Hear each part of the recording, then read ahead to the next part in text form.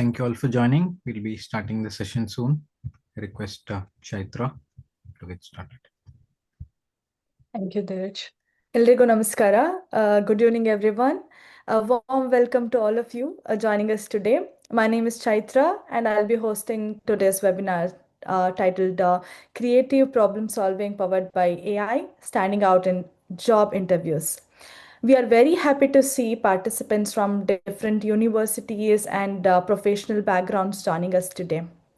Before we begin the session, let us start with a short prayer dedicated to Lord Ganesha.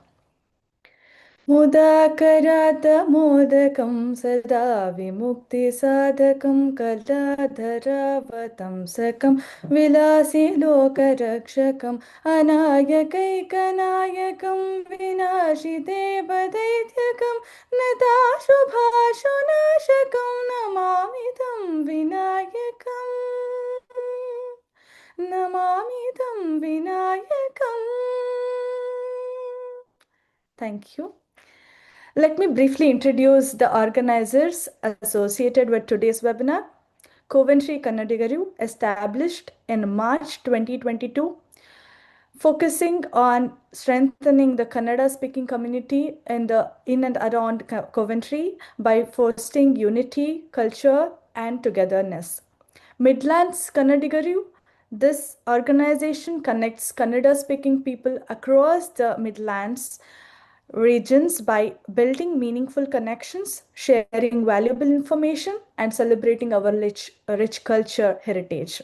Kaho UK, Karunadu Adivasi Hindugala Okkuta represent non-resident Kannada Hindus in the UK and promotes Hindu culture, traditions, festivals, and the Kannada language.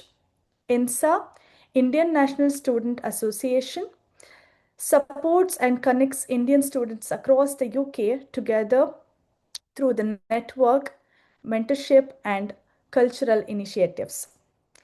Before starting, we would like to highlight on few of the guidelines for the webinar. Please keep your audio on mute during the session. If you have questions, please share them in the chat window.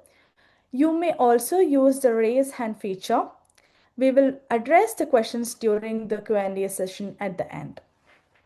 So now it's my pleasure to introduce our speaker for today, Prashanth Tavalam. Prashanth is a founder and CEO of Problem Solving & Co., where he provides training, consulting, business analysis, and product coaching solutions. He is design thinking specialist in over 20 years of experience in the IT industry. He has enabled the development of more than 14 products across multiple industries, and he has trained and mentored over 1,000 product managers and business analysts. He is also a TEDx speaker and the author of the book Requirement Heroes. Today, we start the insight of creative problem solving powered by AI and how professionals can stand out in job interviews. Prashanth, the stage is all yours. Over to you. Thank you. Thank you, Chaitra. Thank you so much for the introduction. So hello all. Good evening to everyone. Let me share my screen first.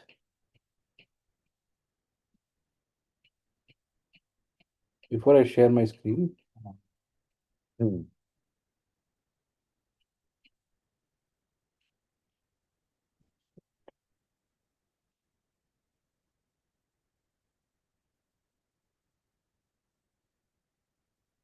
can see my screen, right? Yes, Prashant, we can see your screen. Yep. All right. So I'd like to pose a question to all of you in terms of if you can quickly put on the chat, what is your current role? Are you a student? Are you a working professional? Or are you someone who is looking for a job? And if you have a dependent visa, if you are somebody looking to start something on your own, or looking to, get into entrepreneurship, you may please drop a note on the chat so I know the kind of audience mix, and then I'll kind of give you examples based on that, right?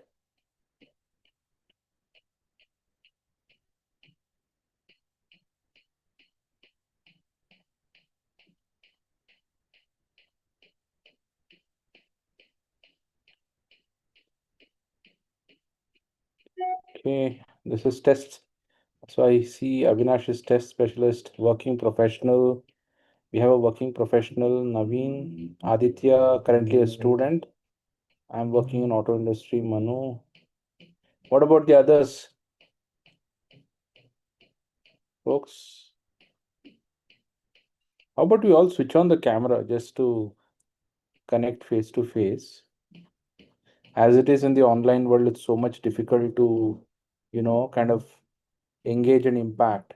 So my request is if you can switch on your cameras real quick. I'd like to quickly see the audience, connect with them, and then get started.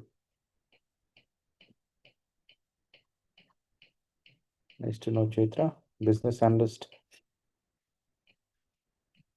Karthik, Tanaya, Anand, Geeta, Uma Shankar, Geeta, Sunita, Samsung, Yogesh, Nagaraju, Geeta.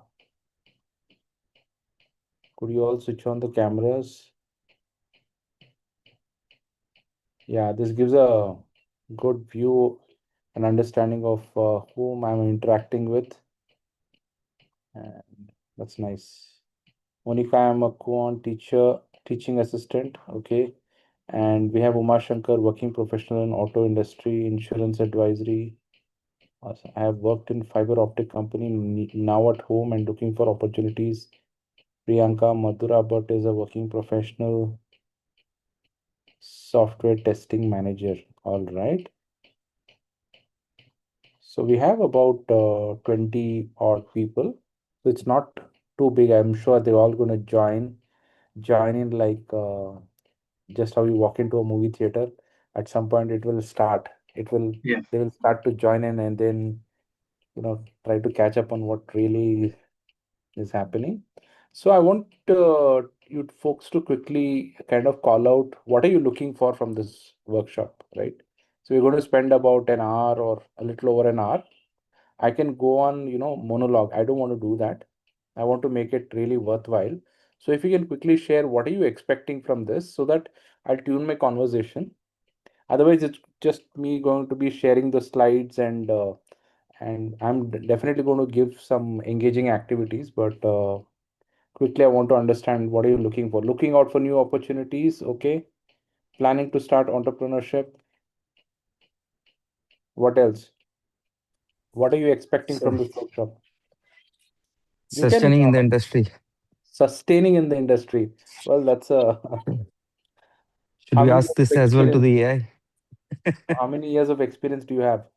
7 Sorry, 10? 17. 17. Okay, so that's a good question to ask for yourself. 17 years you've been able to sustain.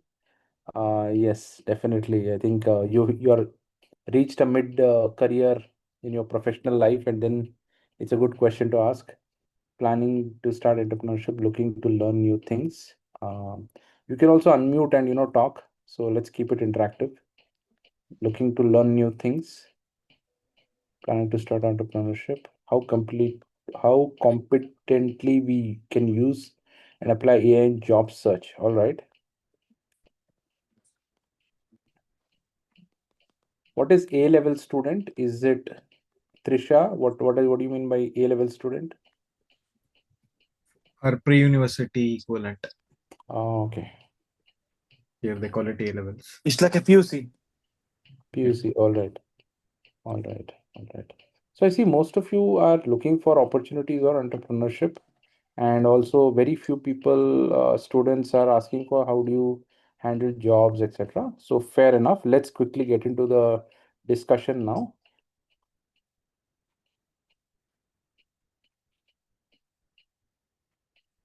So welcome all to today's workshop.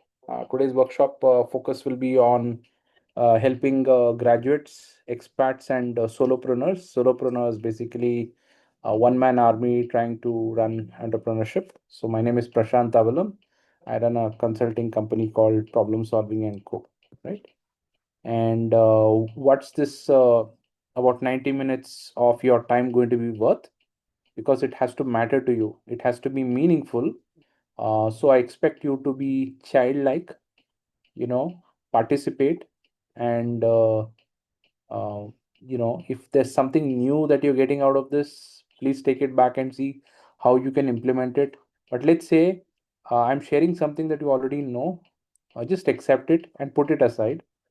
And if you come with that attitude, it's a lot more enjoyable, the 90 minutes, and it's worthwhile for everyone. So the more participation, you will then give me energy to then share a lot more, right? So ask as many questions, and there are no bad questions. So let's go ahead.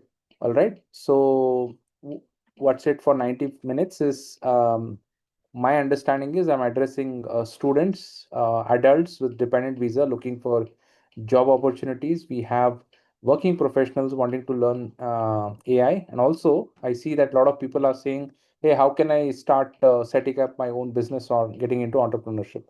Well, that's what we're going to do today, right? And then what are we going to do is we're going to identify problems. We'll first of all try to understand what is the process to understand problems. Then we'll also try to see how to identify opportunities and what is the opportunity out there. Is it really a good opportunity to work with or not? Is it a good problem to solve, etc.? That's the second bullet point. Quantifying the problem and pain, it's easier said than done. Classic product management or classic entrepreneurship needs you to quantify things. If you can't quantify something, you can't control it. So we'll spend time there. Also, we'll also look at solutioning part of it, which is the product market fit, which is any service or product that you build will also be part of the solution, right? And then we'll get into building the product, testing the product, and the classic problem solving process. We will revisit again, right? And then we'll start looking at AI tools for making problem solving easier. Along the way, I will show you a couple of tips and tricks and how I do it. But let's say some of you are already using this, then we'll skip to something else as well.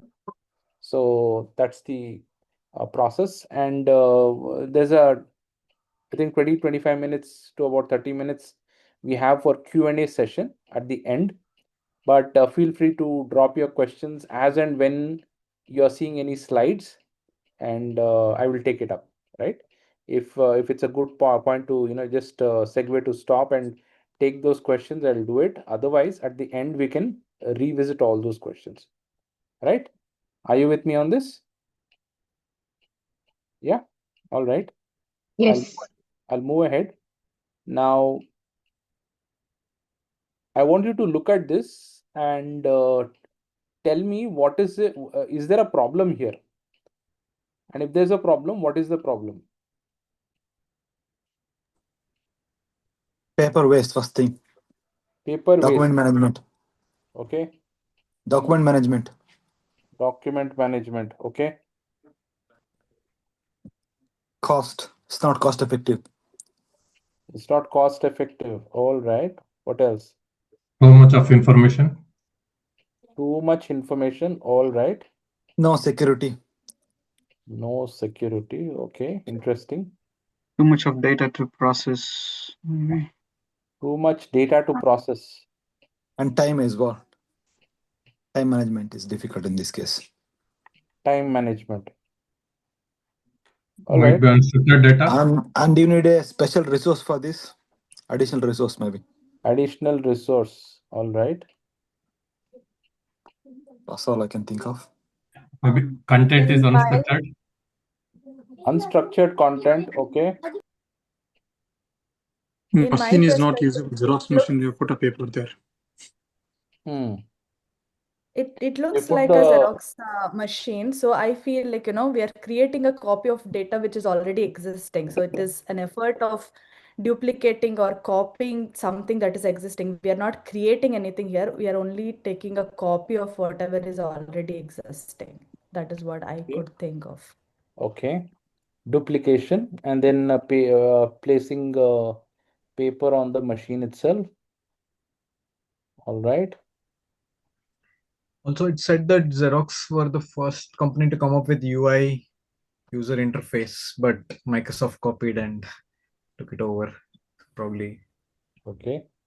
Yeah. User interface, is it? Yeah, Xerox said they were the first to come up with that. Any other points? Machine is broken, so we are just using it as paper holder. Okay, machine is broken. Yeah. Manual work. Manual work. Okay. These are all good points. So generally when you face a problem, see, one is visual inspection. So in manufacturing, what happens? There's a visual inspection. There's a breakdown or something goes wrong. That's when there's a visual inspection that happens. And what we're doing right now is looking at the image and trying to make some sort of a judgment. We are trying to analyze and try to kind of decipher what's really going on here, right? I asked you what is the problem here, and you gave me like a lot of exhaustive inputs like paper waste. But how do we know there's a paper waste? That's first question we need to ask. Second, document management. So is document management a problem or is it a solution? Is document management a problem statement or is it a solution? So document management, managing, so we know that there is a problem. Document management is a problem because searching a particular sheet in this whole set of pile of set actually, searching for that is a difficult. Document management means. So then we need to reframe this to, or maybe need to break this down further. When you break this down further into subsets, you will see document management is all about, could you repeat what you said? Searching a particular document for the one of the sheet in this whole of pile, getting out is searching a take of time. So it's taking a lot of time to look for the required document. Yes. So that is a problem. The problem Yes. is not document management, but specifically you're correct. And also you need to be specific about it in terms of searching for a specific document will take a lot of time. So that is a problem statement. Then we spoke about cost effectiveness. Somebody spoke about cost effectiveness. Yes, same me itself actually, because nowadays we're going for paperless everything. So it's not economical to print all the documents to storage. It will be, if it is a PDF document, simple PDF, most cost effective and is paperless as well. So cost effective, basically what you're saying is how would you actually call this as a problem statement? Using paper to print information is not cost effective, correct? Yes. Yes. So that's what you mean to say. And then there's too much information. So what does that mean, too much information? Sorry, that's not my comment, sorry. Okay, too much information also means that there's too much of text or information out there in the paper that we may have to consume. So it's going to take a lot of time. It's an overload, correct? Information overload of sorts. Yeah. And then we looked at no security. I think you brought up a very good point in terms of data security, correct? Data security. That's correct, yeah. Leading to some sort of vulnerabilities and data breach, right? So that can happen. And then we looked at too much data to process. Time management. Time management is a good one. Then we looked at additional resources. That is also good. Unstructured content. All right. Paper on machine. That is also wrong. Duplication. So tell me something. On one thing you have to reflect on is how is it really a problem, right? And though it's a problem, maybe what you're seeing it, you need to reframe it to say, is there a way for me to quantify the pain? How do I know it's a problem? A problem is you can define something as a problem if it is deviating from the required standards, correct? So if you don't know what is the standard, how do you know this is actually a problem? That's true, actually. Correct? It may be standard practice to keep all the records hard copy. Yeah, so maybe it's all these are old machines and they're just trying to clear some stuff we don't know, right? So Yeah. a problem is actually a problem if it is deviating from the necessary standards. So it's a good segue to kind of understand that we need to understand problem in greater detail and spend more time there. I'll give you another example. So what do you think is wrong here? They all are not using public transportation. Like individuals are also So tell going me, by cars is only. public not using public transportation is a problem or is it a solution? In this picture, it's a problem because it's lot of traffic, lots of time, and like energy is also getting wasted there. Individually, they are traveling and they're driving the vehicle. That's a good point you made, that you need to break this down further. Like, what is really the problem here? I There's a lot can't of see any time. problem. It's a normal Bangalore traffic, it looks like. Bang. Pollution.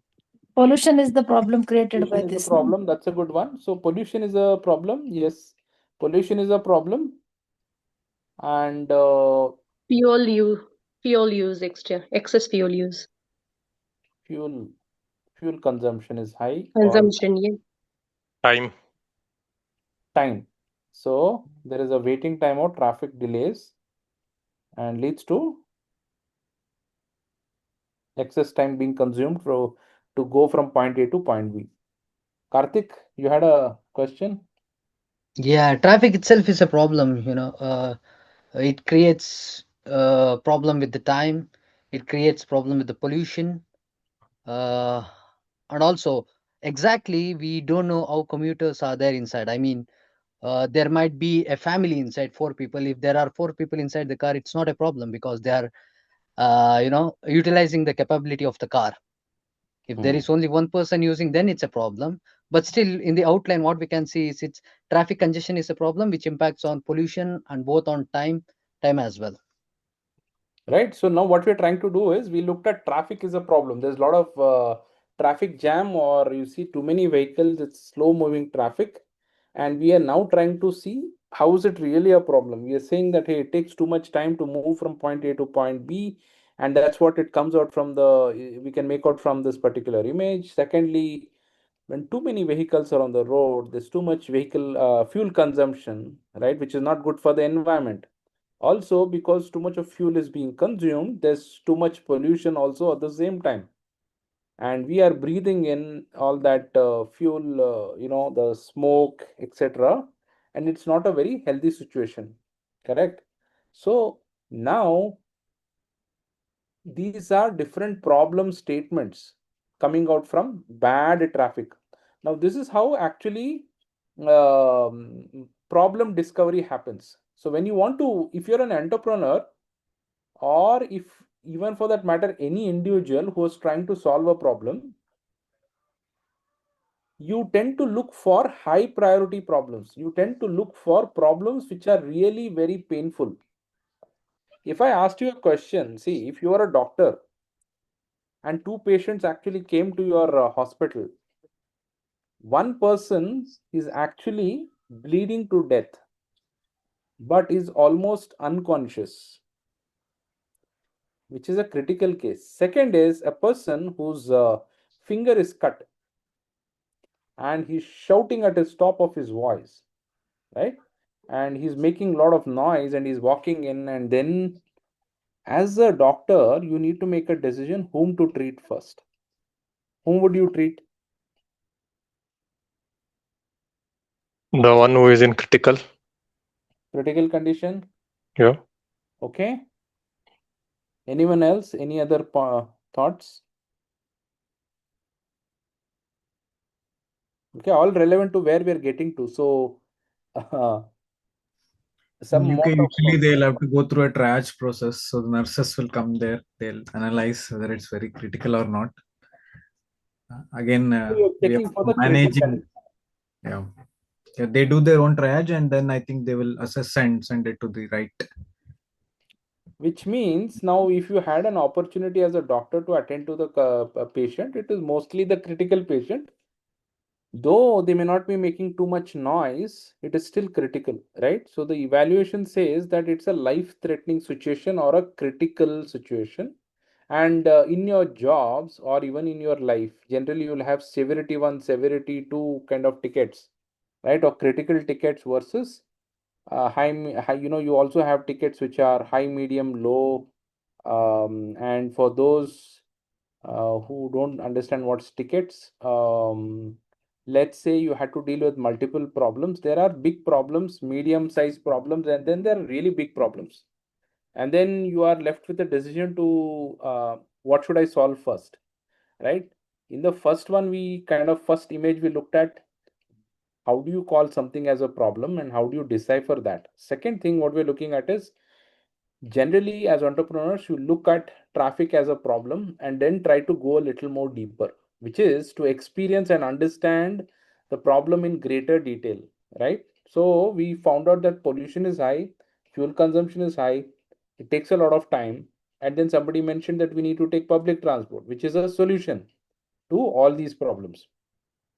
So having to understand what is a solution and what is a problem is also very important, right? And having to frame the problem very well is half the problem solved. So a lot of the times we tend to be so fixated on solutions that we try to retrofit a problem to a solution. We love the solution. We love that AI solution, or we love that particular whatever solution that we're thinking of, and we want to look for problems which match this solution. Okay, and most of the times this is what happens, that we are so in love with a solution that we forget or give less focus to the problem. Right? All right. All right. So what time are we closing actually? This is it? It's till 10:30, right? We got 1 hour, Prashant, from We now, got 1 hour, right? including Q&A session. Yeah. All right. All right. So I think we are good. So next, this is another question I want to pose. We're getting to closer to the problem mindset. So what do you think is wrong here? The planning Alignment. and the start. Oh, sorry. Continue. Sorry. Yeah, no, alignment. Just wanted to say that. Because I was like, oh, it's so far away. Planning was not correct. Yeah. The disconnect Planning was between two not correct. pages.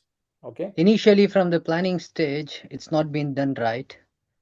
That's where the alignment has went wrong. So now they have done nothing left to do. Okay, let me ask you a very basic question, right? How do you like your dosa? Crispy So one. imagine if you have to describe your dosa, your ideal dosa, how do you describe it? A good Thin, roasted crispy. crispy one. Thin, crispy, okay. Hot. Hot And round. and round. Proper circle. Circle, almost like a circle. And then if professionals Yeah. make this dosa, roughly it matches your criteria, correct? Yep. And if there's some deviation Right. to this kind of requirement, usually, and then if I ask you a little more, how big should the circle be? How round should it be? What should be the diameter? What would your answer be? Just like MTR dosa. Sure. So basically what you're saying is, hey, MTR dosa have a certain standard and style and dimension of making a dosa. And Yeah. I want you to, Prashant, refer to that standard and that size of dosa, and it should match that size. Basically, that's Yes. the thing. Refer Yeah. that dosa. I don't have the direct parameters with me, but that's pretty much my That's the go-to. standard. Yeah. That's like a standard MTR dosa. Everything, including taste, size, whatever you want, a specification. Fair. So, but if you are a problem solver, what would you do? You would have to ask these questions in terms of what is the kind of diameter I should be looking at for the dosa, correct? Yeah. Generally, I should know probably it's less than a foot long, maybe it's half a foot, right? Half a foot or something, maybe like or even less than that, maybe it should be about 6 inches or 7 inches in diameter, correct? Yeah. Should be 6 fun. to Yeah. 7 inches in diameter, 6 to and 7. Yeah. Depend upon say. Yeah. yes, and then probably you kind of go researching and going to different restaurants in UK and other places to figure out what is the average diameter or size of a dosa. And then you come to a conclusion after visiting 10 to 15 hotels that okay, on an average we see that the diameter is about 7 inches. So why I'm saying all this is when you start with nothing, this is how you go tend to figure things out. So figuring things out is very, very important.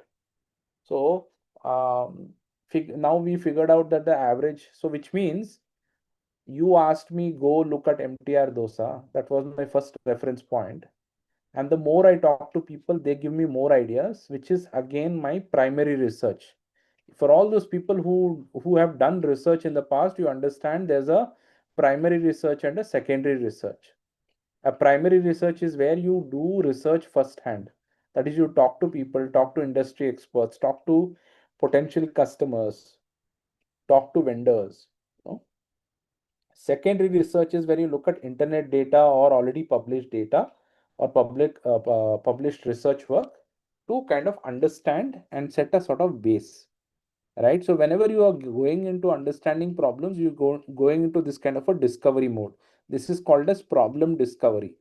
A problem discovery happens when you start collecting data points. And what I'm doing here is going to a lot of restaurants, collecting what is the average size of a dosa. Then I'm trying to also understand what is the kind of thickness or thickness of the dosa, right? Then I'm also trying to understand what is the calorie count in that particular dosa. What are the constituents of a dosa, and what does the color of the dosa look like, and a lot of other parameters. Now, if you had to quantify, if you had to quantify an ideal dosa, what are the parameters you would consider?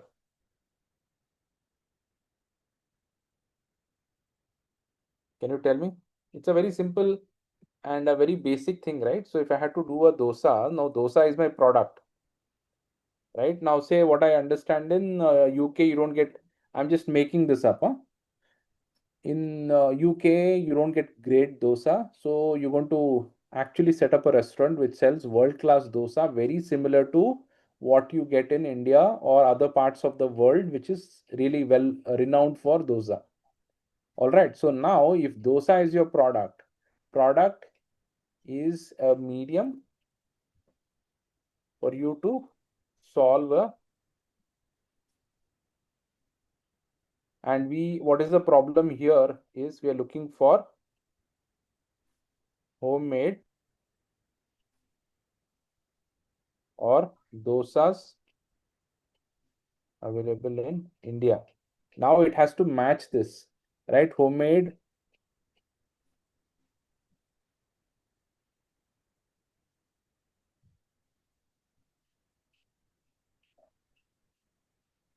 we'll get to, I'll kind of make this a little more better for you. We'll get there. So one is we want so basically dosa product is a medium to solve a problem, and the problem we're trying to solve is, hey, how can I make world-class dosas available in UK? So I will reframe this. How might we sell world-class dosas in UK? Okay. Let's make it quick, okay, before I jump to the actual matter. So now tell me what are the dimensions or what are the parameters I need to measure, right? One is quantity, clarity, I mean, in the sense, quantity and also the quality, presentation. how will you define this in terms of parameters? Thickness, Quality, color, Yeah, Proportion. color, proportion. size. I mean, thickness and diameter is size, proportion. what else?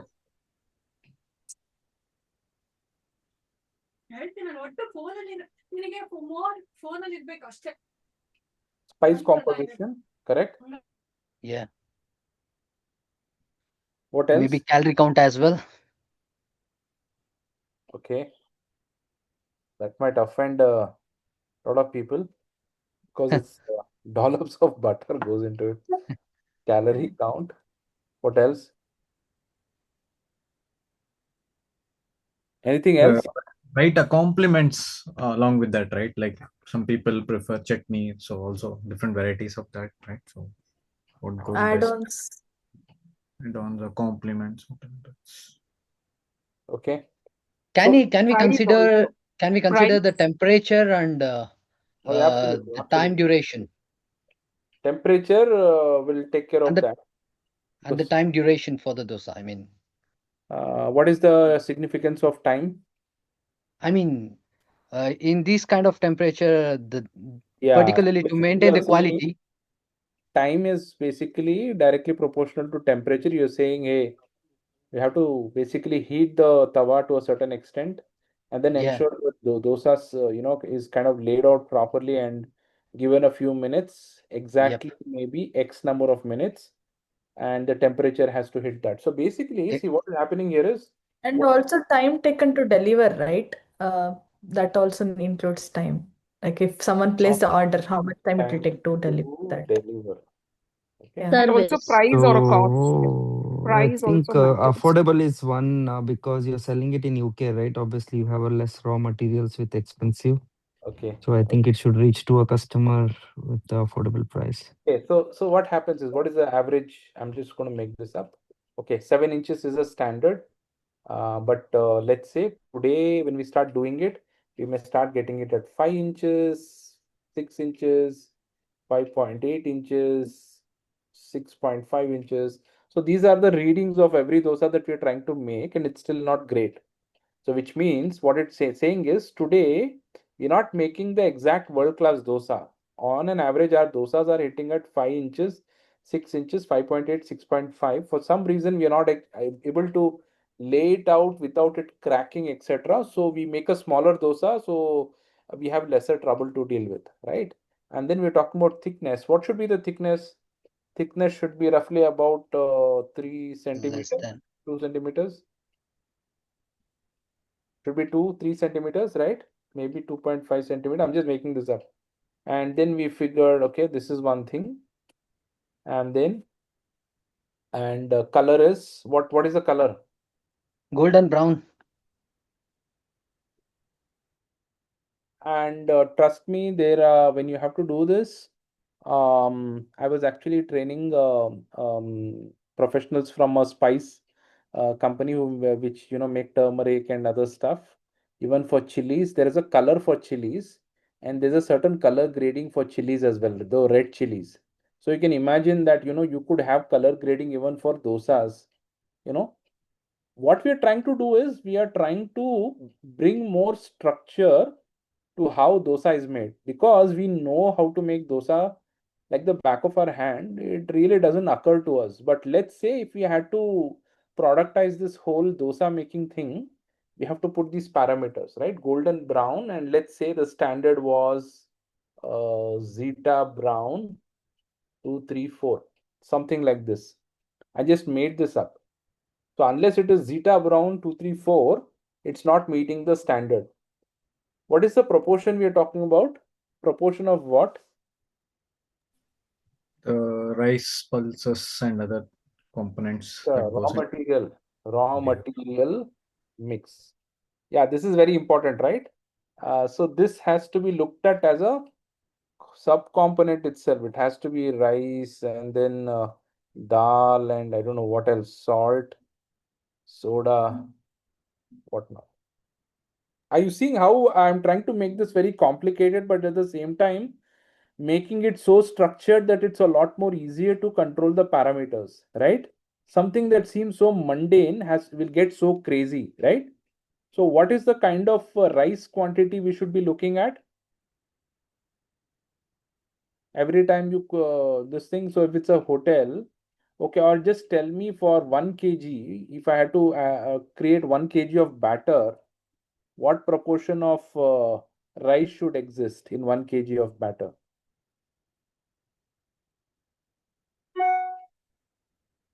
Hello? Not making dosas? No idea? Or is this a really tough question?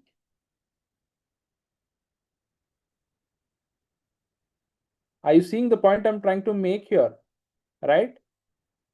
Problem, when you really get into the depth of the problem, sometimes we don't understand if it's really a problem. So I'm trying to quantify the problem so that you get a sense of where we are headed with this. All right? Are you with me? We usually do with a 2:1 rice and dal proportion. Okay, so let's say for 1 kg of batter, we add, let's say, we add 500 grams of rice. Is that something? Yes. And then we add 250 grams of dal. Fair enough? Yeah, but not salt at that part. Not at that stage, right? Yeah. What else do we add? We add methi seed and poha.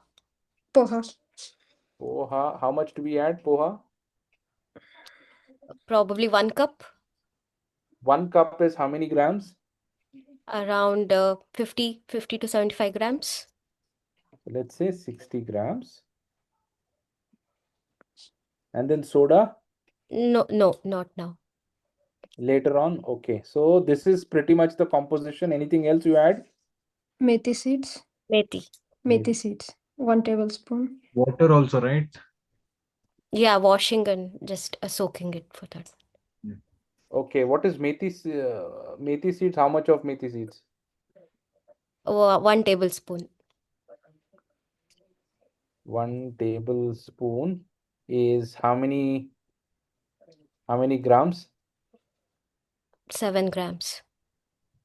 7 grams. Awesome. I think you have very good knowledge about dosas. Interesting. I mean, you should definitely try this dosa product. So tablespoon 7 grams water. How about water? How much of water do we add? We just wash it and rinse it. You don't actually add water, you just wash it and rinse it. Now let's say that could probably take about 100 ml of water. Somehow it gets soaked, it gets mixed, I'm assuming. Right, when you wash it, there's some amount of water retention. And what about the spice composition?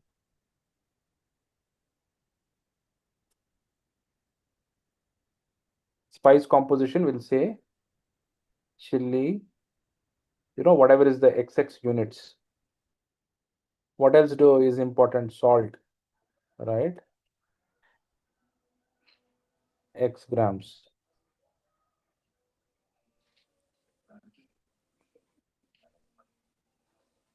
Okay, what else? Spice composition, chili. What else is added? Turmeric. Now soda. Turmeric, maybe excess grams. Now you add soda. That's about whatever X grams. I'm just adding X grams just to make this a little faster. But I hope you're getting the point on how to control and understand a problem in greater detail. You have to do this. Another example I'll give you. For example, you go to a doctor and say, hey, I'm not feeling so good, right? My head is aching, my stomach is aching, I feel very dizzy, I'm not really sure what's happening, but I don't feel good at all. So doctor, give me something, just help me out, right? Do you think doctor is going to straight away prescribe something? And sometimes if it's very complicated problem, right? If you have a fever, probably it's a proven method. But let's say if it's a complicated problem and you're talking about too many problems, they generally ask you to get a blood test done or get some tests done, and those blood tests actually give you certain parameters or numbers. Based on the numbers, doctor is seeing if there is any deviation in any of these blood parameters, and based on that they have an indication of how to fix the problem. Are you getting my point? Until and unless you quantify the problem, you don't understand what is the deviation from the ideal state, very difficult to fix a problem. So as a problem solver, whenever you look at things around you, you need to get into understanding, do I understand the problem? Is it really a problem or is it a solution? First thing.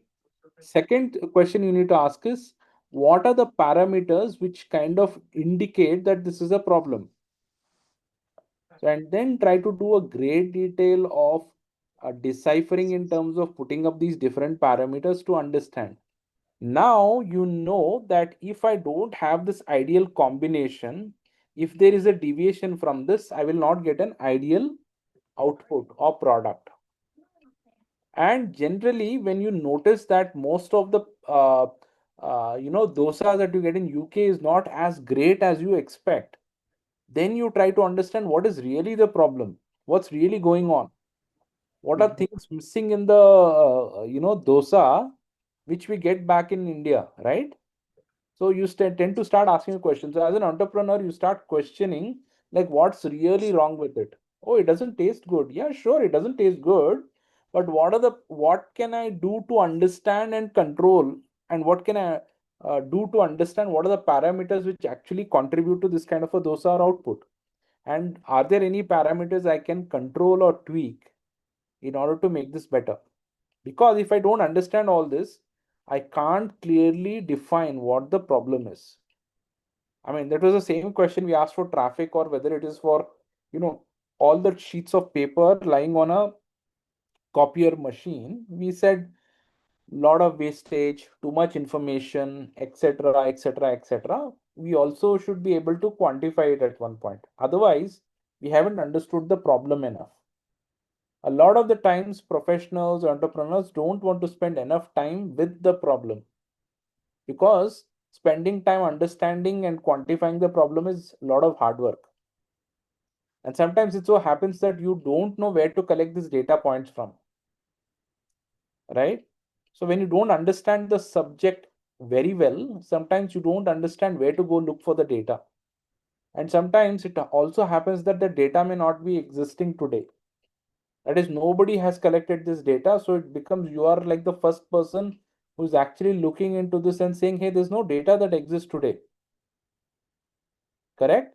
So there are a lot of such opportunities that you will see in the market and things around you which are not working very well. Right? For example, so are you getting my point? Are you like convinced with what I'm talking about and what I'm trying to explain here? That until and unless I don't understand what a world-class dosa is in terms of different parameters, then I don't know what is the real problem. Correct?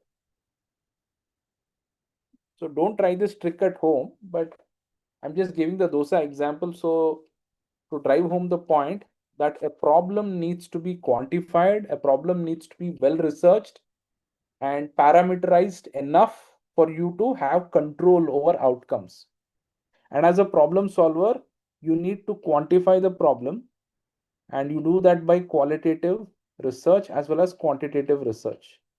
Qualitative research is where you start talking to people to understand what does an ideal dosa look like for you and taste like for you. That is qualitative research.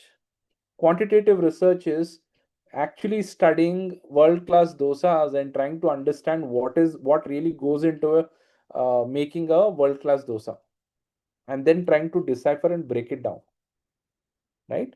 So this way you have more control over parameters. And then you will see you will launch a dosa in the UK market which may not land really very well in the first go. You might make mistakes with the proportion. You might make mistakes with chemical spice compositions.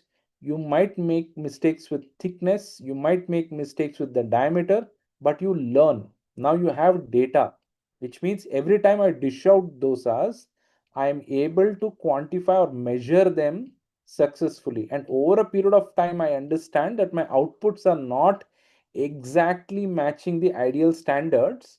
And then every other time, every other day, you ask yourself, what is missing? What are the parameters which are in deviation? And what can I do to fix those? And you do a lot of those things, right? For example, if the proposition of this, if the proportion of the mix is not accurate, what are some of the workarounds? Let's say you added less dal. What really, how does it show up in the dosa? If you add less dal, is there any sort of symptom or anything that you notice in the dosa? Is the taste different? Does it taste bad or is it okay? Anyone? It might impact on the softness. Softness, is it? Okay. Maybe even coloration. Coloration, right?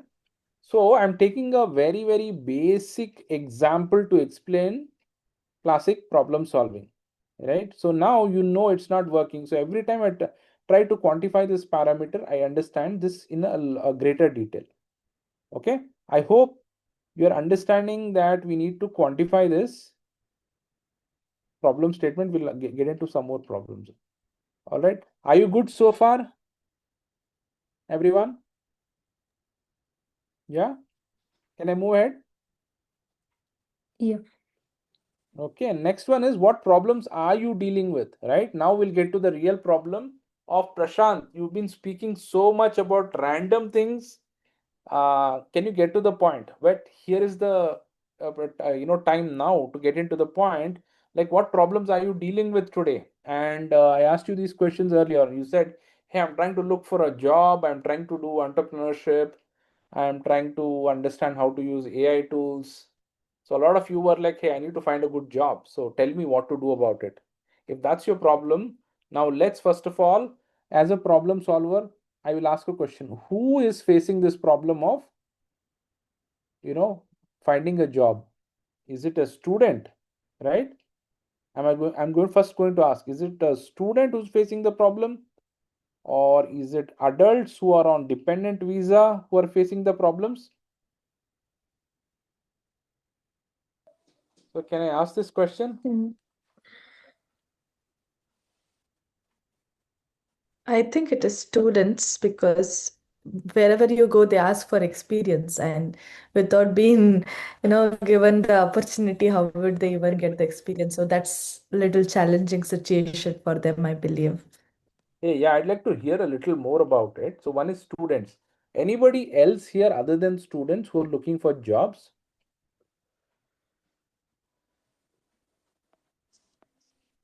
Anybody else here other than students who are looking for jobs? I'd assume working professionals also. Yes. So you're looking for working professionals. And who else is there? What else are you looking for? So we're looking for entrepreneurship. We're looking to set up business, right?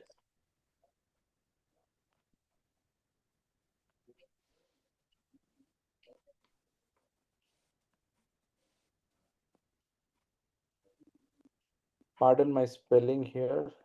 Entrepreneurship enthusiast. Yes. Okay. So now these are the three sets of people who are facing challenges. And as a problem solver, I am looking at somebody is having a problem. I need to figure out who is having a problem.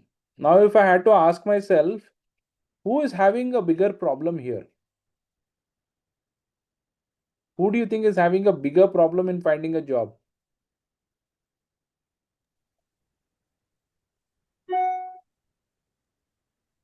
Students. Students? Yeah. All of you, do you think it's students, or is it working professionals, or is it 50-50, or is it 60-40, 70-30? What do you think? I think everyone, really. At Everyone? their own levels, I think they'll be having their own problems to find a better job or to find a job, I guess. So you see, sitting here remotely, I am trying to understand whose problem should I solve first, right? Because I have limited capacity, I have limited time, I have limited budget, I have limited resources, and I can do only so much, which means I need to prioritize now. I can't solve world hunger problems. I need to figure out what is it that I can solve which will impact directly or indirectly on solving hunger issues in the world, right? Something like that. So here I'm going to make an assumption that most of them are students, right? And we have about 250K students who are looking for jobs at this point in 2026. Okay, I'm going to make this number. These are the number of people who are actually looking for jobs, which is a much bigger market size for me. You know, as an entrepreneur or as a student, if I had to crack a job, I'm going to ask myself, what are some of the major job roles for which companies are hiring? I'm going to make a list of top 3 to top 5 job roles for which they are hiring, right? And then I try to figure out how do I land a job there. That's a problem statement for me. So here I'm looking at this particular student community and saying 250K jobs are looking for jobs, right? Looking for jobs. Are you with me? Now what is happening is I'm trying to scope what should be my priority. This is also what is called as prioritization. Now I can't do this on of just fancy something. And let's say today I go with this problem to Shark Tank and say, I'm trying to build a solution for students in the UK. I'm trying to build a platform which will help them get jobs much faster. But without understanding how many students, what kind of jobs, and what is the kind of market size, what is the kind of revenue projections, it's very difficult for me to convince someone. So here, firstly, I'm very convinced through my research, which is primary research and secondary research, that there are about 250K students who are looking for jobs in 2026, and it's a very big market. And they are willing to pay, a small amount, okay, a nominal fee to get this service, right? And then let's say that is about 100 $100, 100 pounds to land a job, which means if I multiply this into 250, which is roughly giving me some ballpark in terms of what is the kind of revenue. Okay, I'm being very conservative with the number, but then I hope you're getting the point in terms of the market size that exists. So I need to understand different problems that I see. I also need to pick one of the bigger problems which I can solve for, right? So this is how you slowly start approaching problem solving.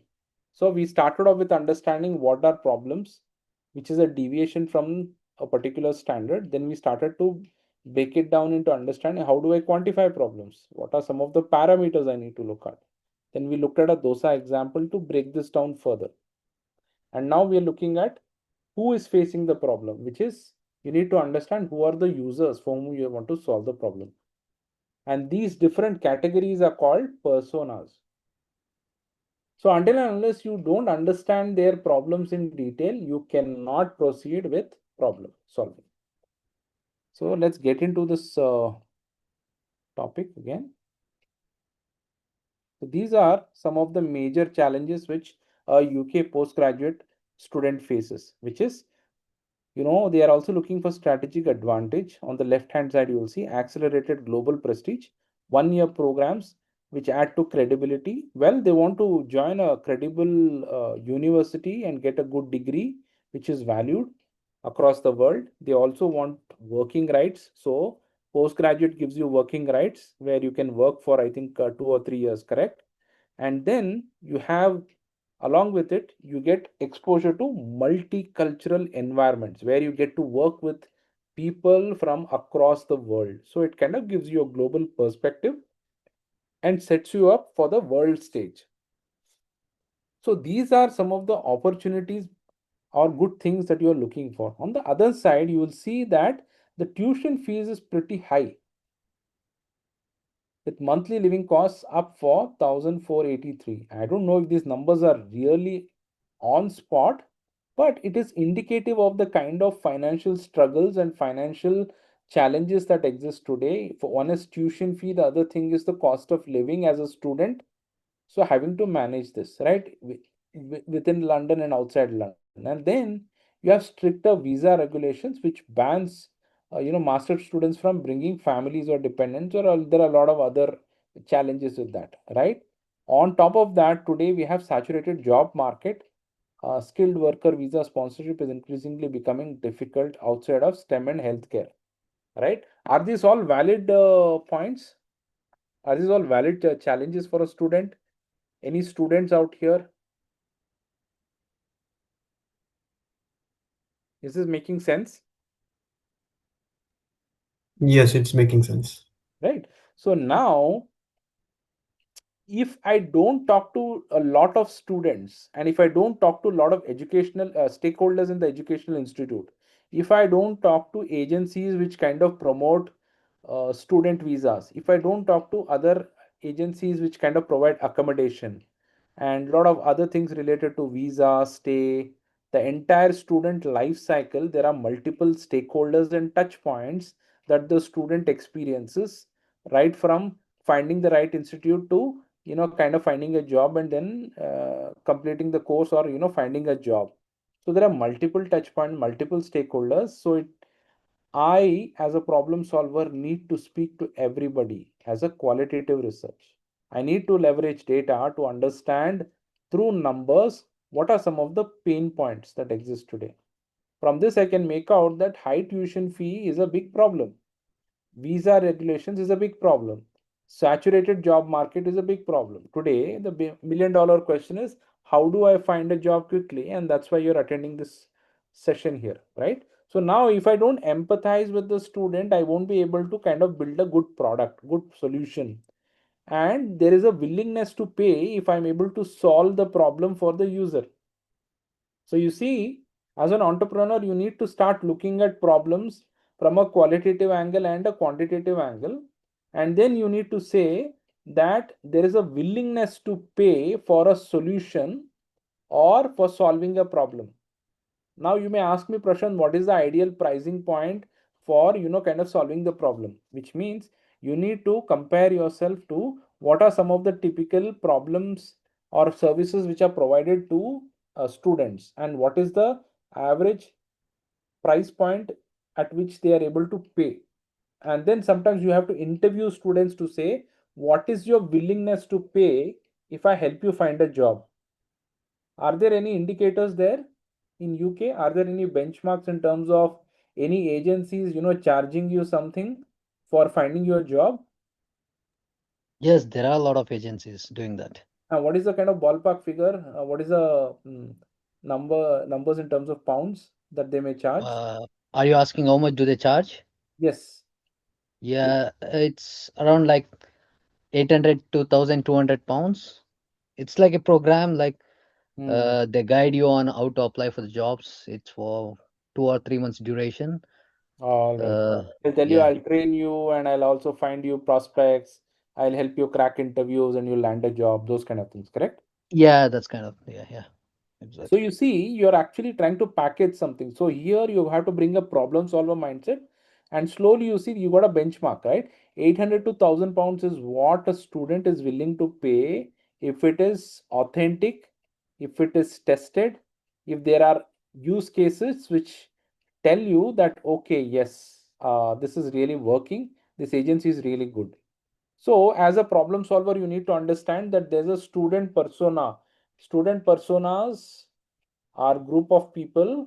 I will get into it. All right. So far clear. So far, are we good? And the next point is you're talking about people with dependent visas or professionals who are looking for jobs. Like you are already working, you're looking for a job, or you want to do entrepreneurship. But also there are people who are dependent visa folks who are also trying to look for jobs. What are some of the risks? They have a 60-day dependency risk. If you're a primary holder, sponsorship ends, dependent must leave or find status within 60 days. That's a big challenge. Then you have high upfront financial barriers, application fee, health surcharges, etc.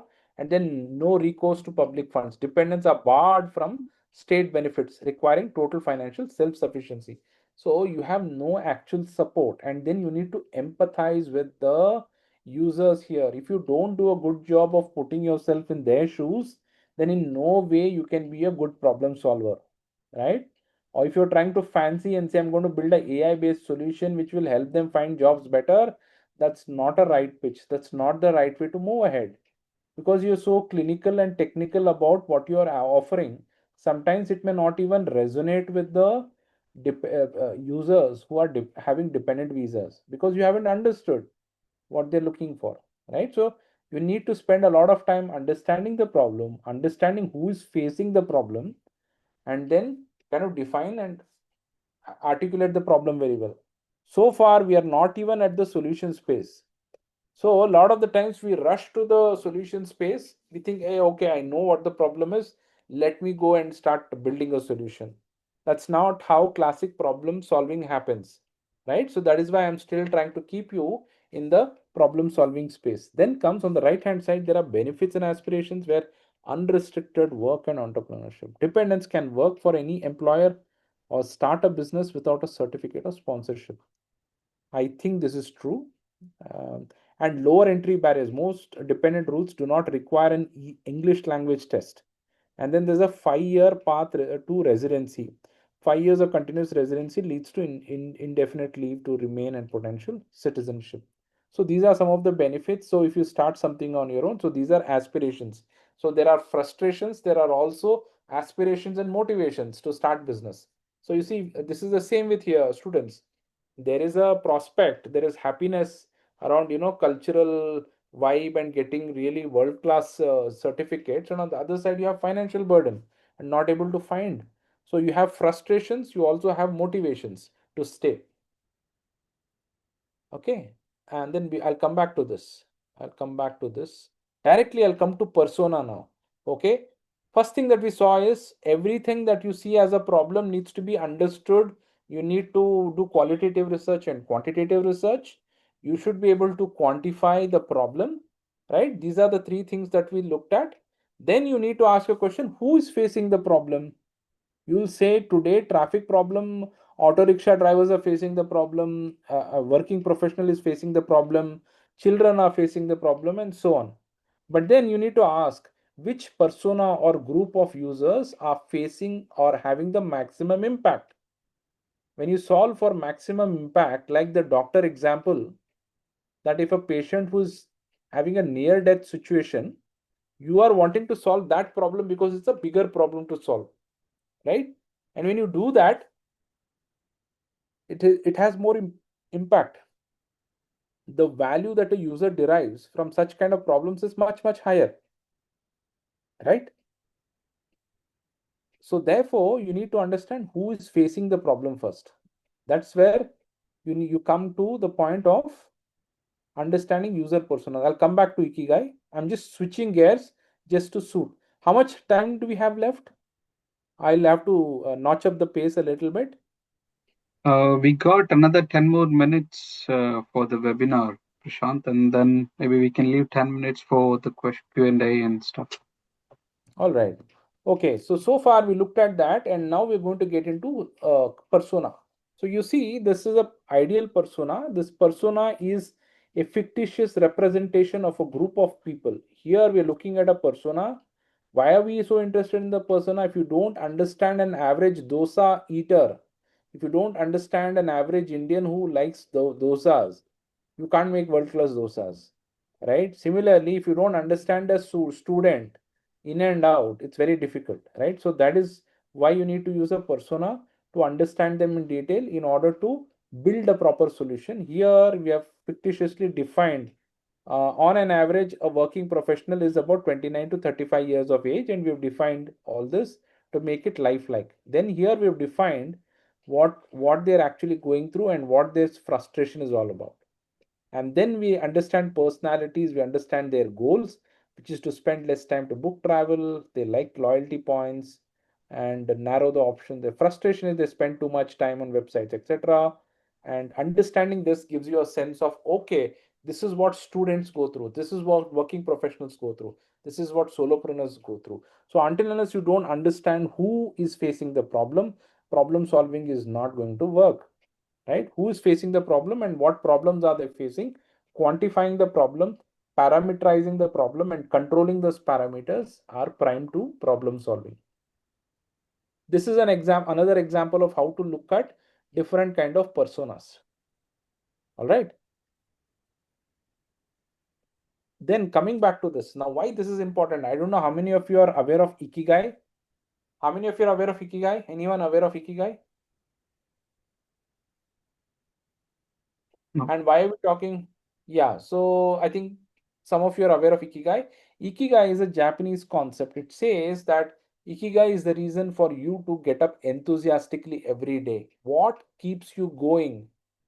You know, sometimes you will have to figure out what is really happening. And then in even in Indian spirituality, there's a lot of that happening, right? In terms of how do you figure yourself out? How do you get your chakras aligned? How do you figure yourself out through deep meditation, etc.? And Japanese is are using the concept called Ikigai, very popularized now. Why am I talking about this? As a student, as a working professional, firstly, you need to feel comfortable in your skin. Today, you need to ask yourself, what do you love? Right? Then you need to ask what the world needs. World needs safety, security, resolving hunger issues, ensuring more love and peace, right? Preservation of nature, preservation of ecology, and so on.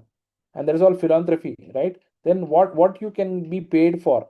You are a working professional, you're a software engineer, but you may also be good at painting, you may be good at coding. So now what can you get paid for is, if you're a software engineer, you may be getting paid for coding, right? And then what are you good at? I'm also good at painting. I'm good at painting. I'm good at playing guitar. Now, why am I talking all this stuff is, these are all different dimensions of your life. And sometimes you feel very empty, even though you have achieved a lot of things, is because certain dimensions of your life are not fulfilled. Whether you are a student, whether you are a working professional, you need to understand that all dimensions of your life needs to be equally fulfilled. Sometimes you love to play cricket, but you are not playing it anymore. You love to play the guitar, but you're not doing it anymore. Or there are certain aspects of your life where you want to do you want to do service in the society, or you want to give back to the society in some way. Maybe that's not happening, and because of which you somehow feel incomplete. So Ikigai is a way of figuring out all these different dimensions, and then asking a question, what is it that I want to start business in? Business starting is about value creation, it's about problem solving, it's about identifying opportunities where people are struggling, right? And understanding what is it really that they're facing a problem with. If it resonates with you, it has to resonate with what you love to do. And when you love when you love to do certain things, like playing guitar, then you'll find an opportunity to create a maybe a guitar school, or you'll start teaching in the weekend, and then you'll figure out you can actually start a music school, and your passion will actually take you somewhere else, and it may lead to a business opportunity. Similarly, as a student, you may be very good at robotics, and then you may want to pursue your passion in robotics because in childhood you used to play a lot with toys, and you loved breaking and fixing toys and stuff like that. So this Ikigai is pretty deep. When you do this, you feel a lot more settled in terms of where am I and what is it that I really love to do, right? If all of these actually match, is where the Ikigai happens. When what you love and what the world needs, if it combines, it leads to world mission. Like Gandhiji was a barrister, and then he loved to serve the society, he wanted to bring justice. When they both combined, it became into a freedom mission, right? Freedom fighting mission. Similarly, if what the world needs and what you can get paid becomes a vocation, sometimes you get to travel around the world and teach children, right? And you get paid for it. That is vocation, right? And you say, what can you get paid for, and what are you good at?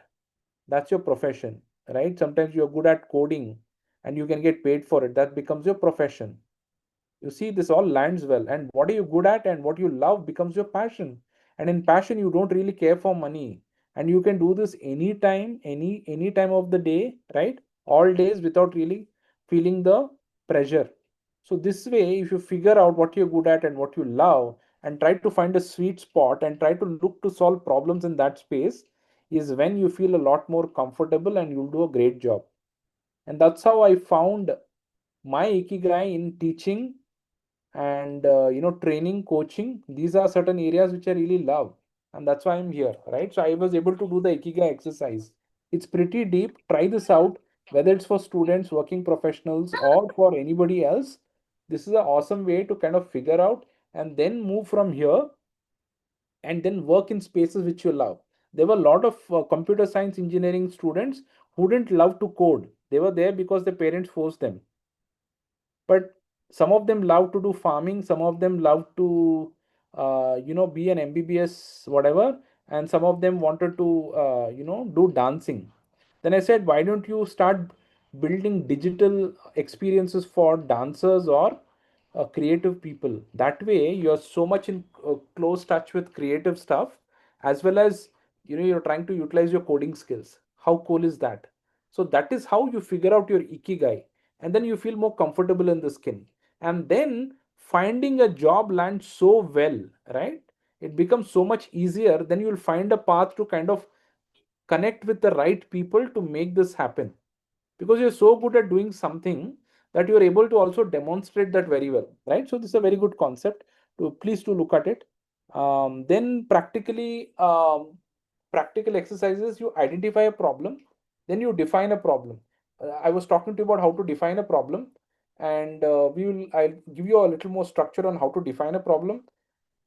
Then you need to quantify a problem. Once you quantify a problem, then you know what are the things to be fixed.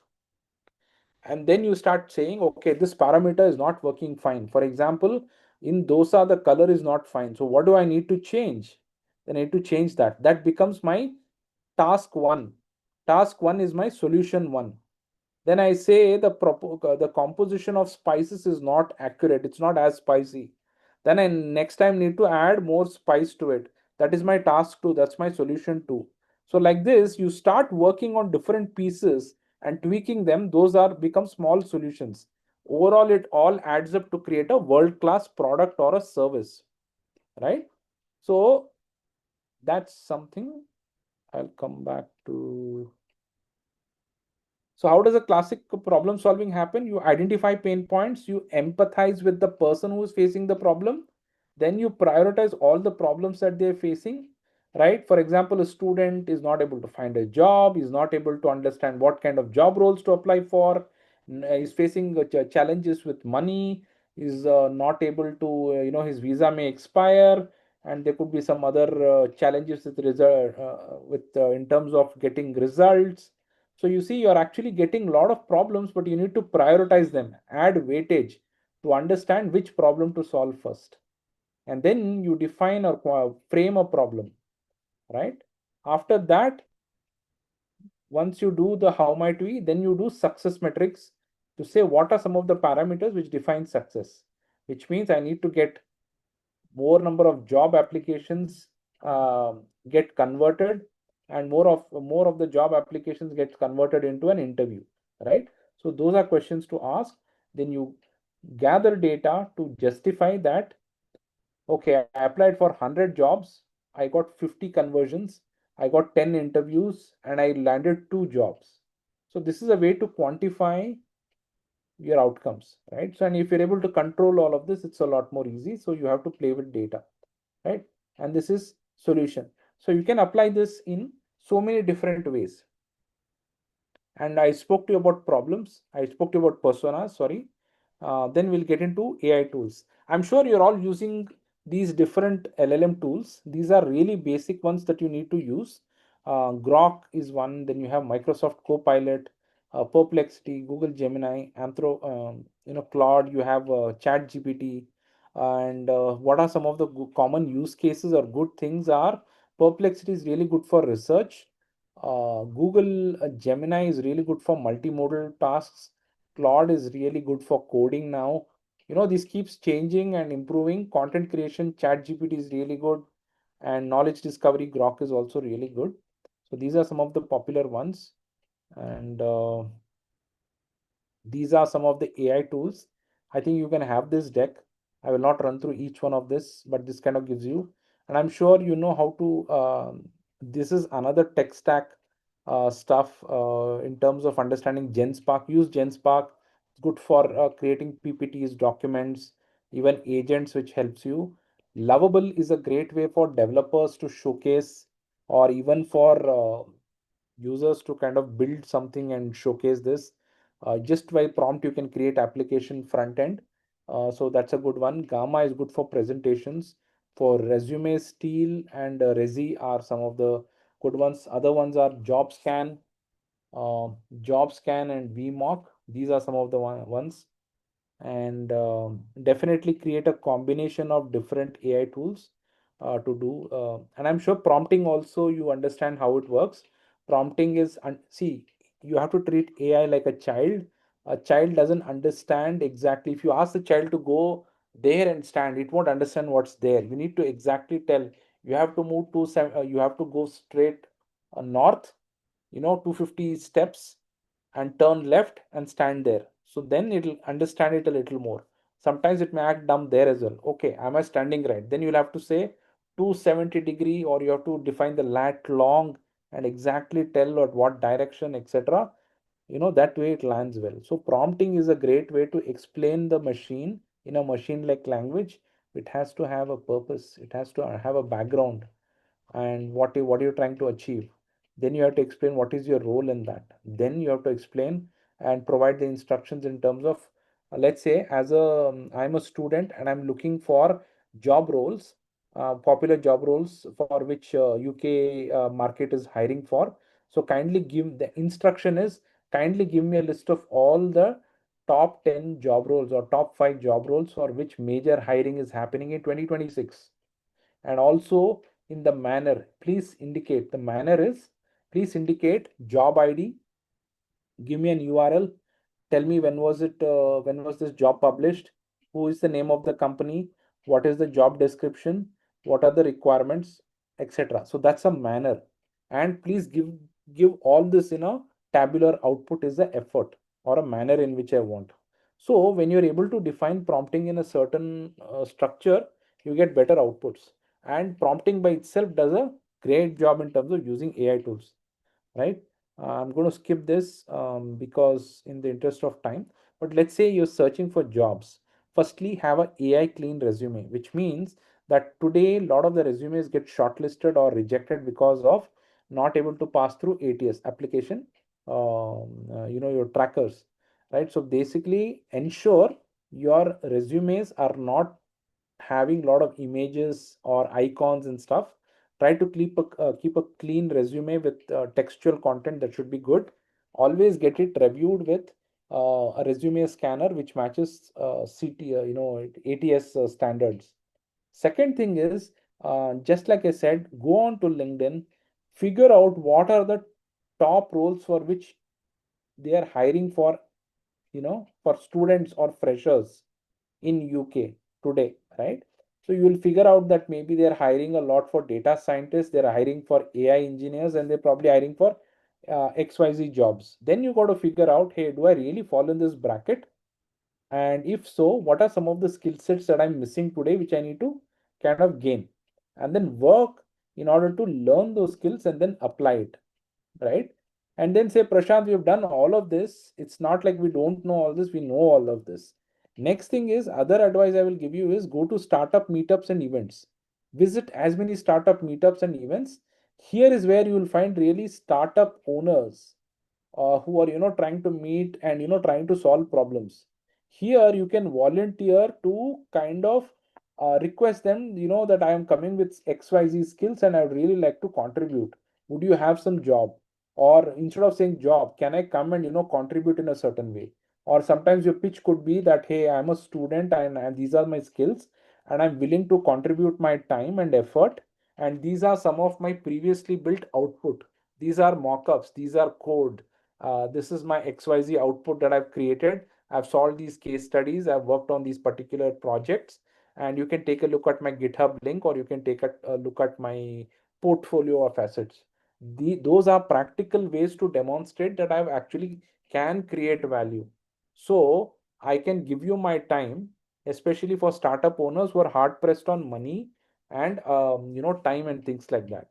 So startup is a great way to be proactive, meet people, and conferences are also great place if you can afford to go and get into these conferences.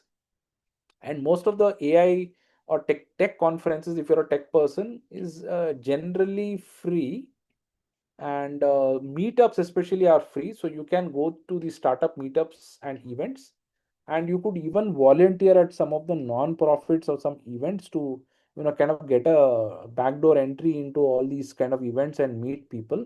So the more you meet humans, the more faster your job prospects are. So the better it is, your job prospects are better if you go to startup meetups and events. I've seen this. I in fact want to offer a lot of internship roles, but students don't come and follow up with me, right? So at least in India, when I teach a lot of students, they want it, they're excited, but they don't come back, and they don't fight, and they don't follow up enough, and they don't show enough structure and perseverance to get the job. So I think that's what's lacking more than not able to find the job. Are you prepared to what kind of jobs you want? Are you prepared and understand and feel confident with the skills that are needed for the job? Are you in a way to demonstrate that you possess those skills, or have at least tried and kind of tinkered with those skills? And then reach out to these kind of founders. Try to connect with people on LinkedIn. That's a hard job, but if you can meet people directly in startup meetups or events, or even some of the volunteering events, nothing like it. Those are some easy ways to connect with people. They'll also give you a sense of what is the startup scene in UK, right? And what's really going on. So those ways, when you volunteer your work or your effort, you have a higher chance of converting that into a job, right? And demonstrable assets is, again, I told you, all something that you can practically demonstrate, that you worked on projects, you've done, you coded, and you kind of built some websites, or you've done some products, you've worked on AI, built some AI models or chatbots, or you worked on XYZ, whatever your area of expertise or domain is, right? So if you can showcase this, you are able to get, your chances of getting a job becomes that much more easier. And most 80% of the jobs are through referrals. So you are basically fighting for about 15 to 20% of those jobs which are listed on LinkedIn. For each job, maybe 1,000 people are fighting for it. Instead, try to be more proactive and reach out to people and connect with them, right? So this is more practical. This is what I've seen work much better. So I actually do a lot of workshops and trainings on trying to be help people become an AI generalist. So this is something that I do. I do basic courses, proficient and expert courses, and just to add to it, today, as part of 2030 skills, AI and big data, cybersecurity, creative thinking, resiliency, curiosity, leadership, all these are, and problem solving, these are some of the main skills that you need to have over and above what AI can't do. See, these are things AI can't do. These are skills that you need to also pick up along the way. And what do I train on? I train on business analysis, product management, data storytelling, problem solving, even research skills, presentation skills, helping you also set up your business as an entrepreneur. And I can also customize trainings for your organizations and stuff. So that's a bit about me. And coming back to some of the other things, did I miss out anything very specific? Yeah, I mean, this is again a theoretical slide. You can actually take a look at. These are some of the problem solving frameworks, which is just for you to get an understanding of, oh, how can I look at different ways to do problem solving, because the way I do problem solving in manufacturing is different from what I would do in a software engineering and so on. So this is another slide, but I think most of the other slides I've covered. And now I would like to quickly open up for more questions, etc. I hope this time that I had, I thought it's too much time I have, but as I went on speaking and sharing, I felt I had very less time. But anyways, now I would like to open the forum to any sort of questions you may have, and let's take it from there. Let's make it more useful as we conclude. Over to you, folks.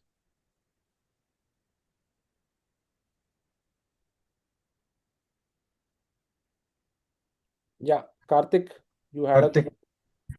So, can you suggest some of the books for problem solving and creative thinking? Any 5 top books? Well, I can send you a list. The first one I can think of is um, lean thinking, right?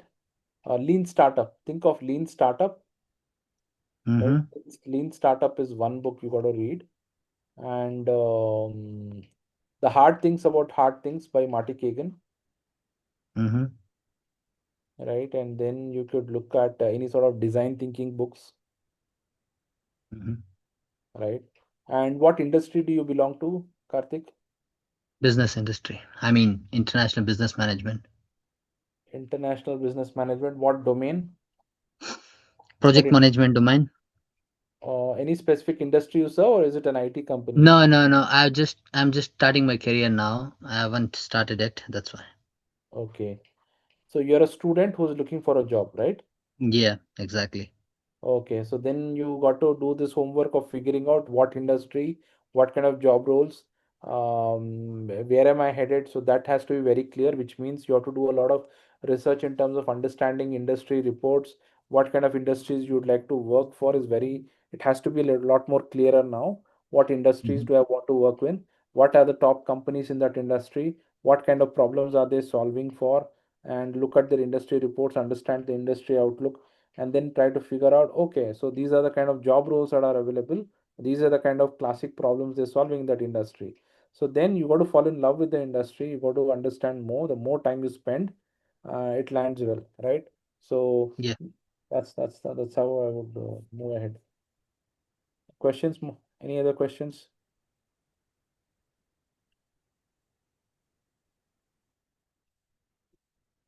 Any question is a good question. So feel free to ask, even if it's an entrepreneurship question. Yeah, we got some questions earlier from the registrations. Chaitra, would you like to pick a few? I know Yeah, sure. some of you would have gone nuts thinking, why is this guy giving a dosa example? But yeah, I think that was on the fly just to set some context. Yeah, Chaitra. Yes, sure. So, yeah, about project manager in automation industry, like they want to know more about AI tools. See, AI tools, I would say first thing is Notion. Try to play with Notion. It has a lot of good project management approach. A project manager manages projects. He also automates. He integrates a lot of the different systems into project management and tracking them. So Notion AI is one such tool you should try out. Right? It has a trial version for 30 days. So do try that out. It's very effective. Other than that, Jira is another classic project management tool. It comes with some AI features. It helps you, it also kind of gives you a lot of suggestions on tasks, building tasks and updating it. It also comes with a lot of AI agents. So do try that out. If you're a working professionals, you will also see that if you're working in a Microsoft ecosystem, try to use Azure DevOps. And you also have Microsoft Project Manager or Project Plan, right? So those are some of the tools. Will have some AI features. So get your hands dirty with those kind of tools. But Notion AI is something new. You should definitely try out. Great. Okay, and we have another question. In economics, we obsess over causality versus correlation. As a PM, how much weight do you give to causal analysis versus predictive modeling when deciding on a new product feature? Well, I would say as a product manager, when I'm looking at all this, causality takes more preference. Causality is where you're trying to figure out why something is failing or why something is working or what is the kind of output. Like, why are my dosas not coming out as brown as it should? That's causality, right?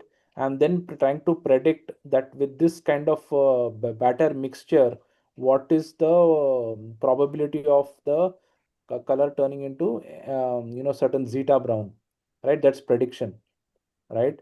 So you will give more preference to causality in a lot of the use cases. But in some very few cases, I think weightage will be more on causality, because as a product manager, you're going to question uh, why do things work the way they work, right? And why do certain things fail?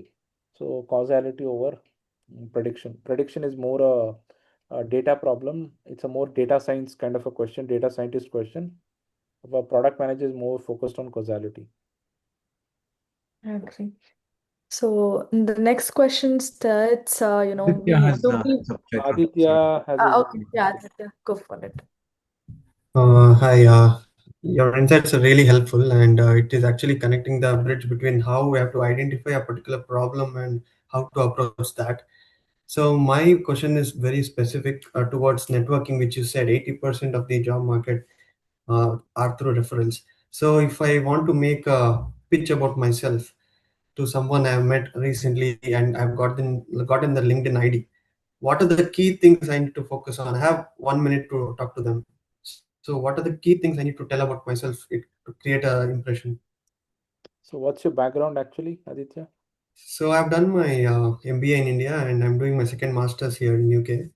So I've also have work experience in India. So right now, in order to connect to the UK uh, network and the prospective employers, so I'm looking at how to pitch myself What very is your work strategically experience? to the Work point. experience in work Finance and accounting. finance and accounting, and you Yes. have an MBA, okay? Yes.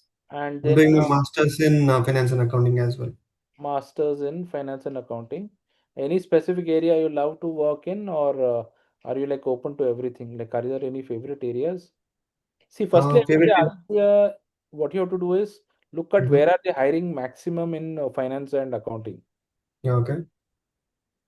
What are the top job roles? Also identify Mm-hmm. what are certifications they're looking for, what are the kind of requirements they're looking at. And Mm-hmm. suddenly you'll see that you are 30-40% short, or even Okay. 20% short, and sometimes you're like a good fit. Then you should apply for those jobs, or you'll figure out that, hey, I still need to match up to most of these jobs by 30-40%, and sometimes they're asking for a lot of CFA, or they're asking for some other kind of certifications. So then you need to kind of work on filling the gap. At the same time, you can reach out to the startup founders and say that I come with X number of years of experience in finance and accounting, I have practical experience, and I have a master's in blah blah blah, and I'm majoring in particular this thing. These are some of the projects I've worked on, right? Which means what you should have actually done is, I don't know if you should be checking out balance sheets of organizations and trying to figure out certain things. You should also probably look at any specific area you love to work on in finance and Um, accounting. Accounts payable and general ledger. General ledger and accounts payable. You got to look at, let's say, Coventry is very famous for auto industry, right? So you got to figure out from their balance sheets what is their account payable looking like, what are some of the parameters that they focus on, and then start connecting with finance and accounts payable people from that area, and also try to get in touch with people from finance and account payable associations or finance associations or accounting associations in UK. There are a lot of professionals in that space. Then you attend events, then you connect with people, understand a lot more. So it's not a very straightforward way of A plus B plus C gets you a job, but you try, the more people you meet, the more ideas you get, the more information you have to make a good decision on which way to go. Right? I leave you with that. Yeah. Thank you so much. Yeah, Tanuja had something posted here. I just moved to Birmingham from India on dependent visa. It's been a month now, and my experience is to HR program analyst and recruitment. My question is, do we have to look for entry level jobs or go to the no, no, don't look for entry level jobs. It's like you are pitching yourself low. I mean, you may have, how many years of experience do you have, Tanuja?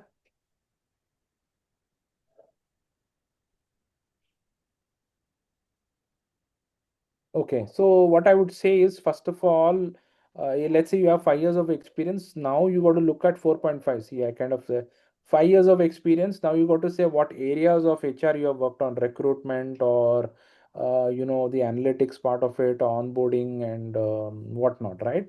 There are different areas of HR.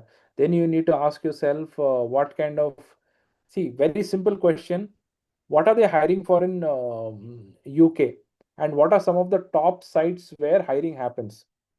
That is a good indicator. That's a quantifiable data point for you to understand. Indeed, Flex, Bright Network, prospects.account.uk, Glassdoor. These are some of the popular UK websites that I understand. But I'm sure people around you will also advise you on where maximum hiring happens. So this kind of gives you an indication of what kind of jobs are being posted. These are hard to find roles, or it's very difficult to find people with those kind of skills. You may also see that they need AI skills. So then you got to figure out, this is my gap, this is what I need to fill. Don't ever quote yourself low. 4.5 years of experience is 5 years of experience. You come with 5 years of experience, you need to be able to position this properly. You got to structure your resume, and then start reaching out to people, connect with people on LinkedIn. Also try to attend these startup events. I would definitely recommend that. You will land something. The more proactive you are, the more proactive in attending HR conferences or meeting people in the startup and meeting professionals in the HR space, the more you directly do than go to agents and keep praying every day that this agent will find you a job. I think that's a very passive way to approach job search.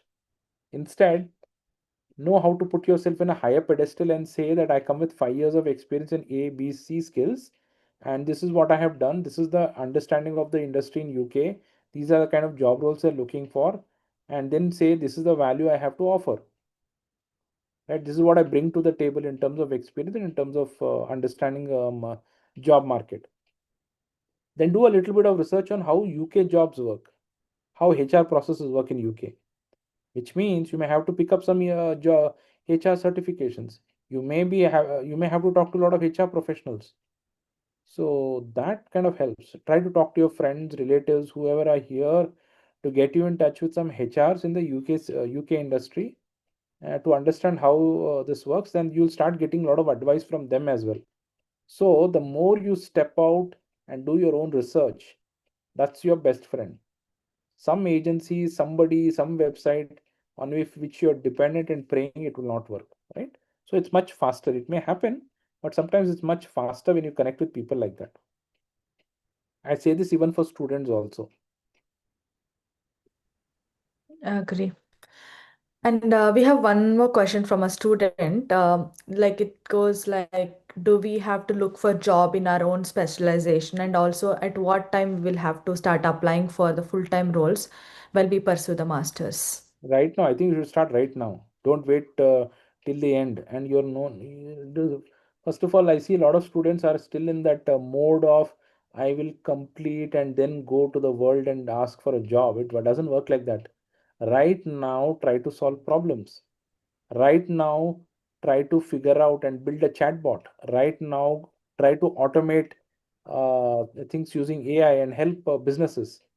Right now, learn how to use AI agents. Learn how to create reports using generative AI, and learn how to apply what you're learning. If you're a mechanical engineer, you are a software engineer, figure things out on what you can practically demonstrate as value. So you have to start creating value. Today, the biggest challenge is automating businesses using AI. That is the biggest trend that is happening today. Can you help businesses figure out where to introduce AI and how to introduce it, how to manage it, how to make life easy for businesses?